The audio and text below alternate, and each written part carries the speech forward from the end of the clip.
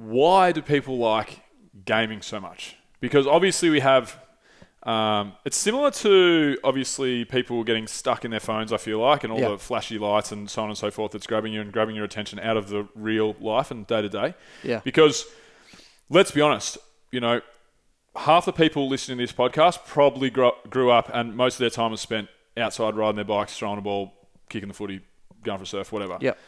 And then half probably, were of the age where video games were quite big and quite a, part of their culture and society.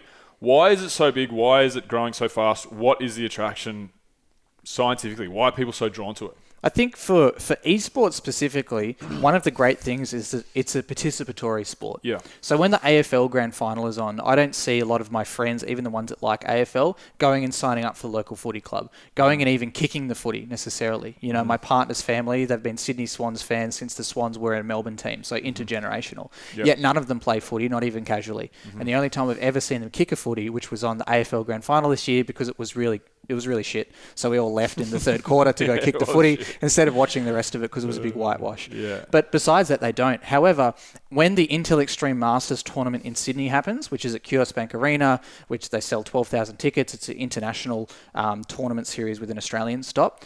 We're based, and one of our investors is Playside Studios, a 55-person games development studio. They do mobile apps as well out of Port Melbourne.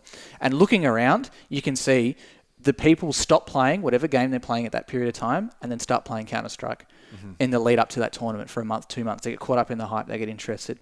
When that's done, they usually stop. They go back to another game. When the Dota 2 international tournament happens, you see the numbers spike in Dota 2, people playing and people becoming involved. There's even some games where you can watch a replay of a game happening and then you can jump in and play from that period of time in that replay against a mate. So imagine you're a massive NRL fan, you've just seen Jonathan Thurston do this awesome try that happened years ago, and then all of a sudden you can wait until he's about to do the play, and then you can snap your fingers and you're looking through his eyes and you can do that play yourself as well. It's much easier to get involved because all you need is a computer, internet connection at home, or a phone.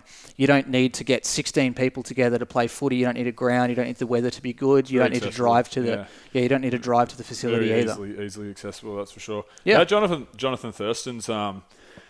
Thurston's example you just gave me, it was kind of like, I guess, augmented reality. I suppose this is stuff that you're a tech guy, you'd be talking about and thinking about, and probably is integrated into a lot of games. I don't know. Yeah, not yet, but it's coming.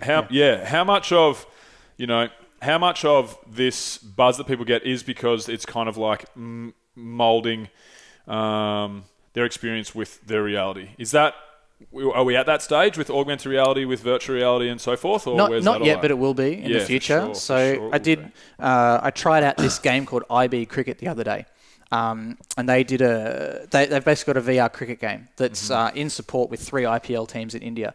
And the teams over there say that it's extremely realistic in the fact that you need to be a quality cricket player to play at the top level in this actual game. So you wear a VR headset, you've got a bat that feels quite weighty, and you're waiting and you're playing the game. So not yet. Need a 30 meter gaming room. Yeah, exactly. Yeah, and not like you can bowl, which is a phone, so at least you can do different bowls, so you can try to outsmart them out with them. Yeah, but primarily it's the game. There's other things like Haddo, which is like dodgeball. So it's an AR thing, and you can see the other people. But you've also basically got like Hadoukens in Street Fighter. You can throw like fireballs at people. You've got shields that you can pop up and things like that too.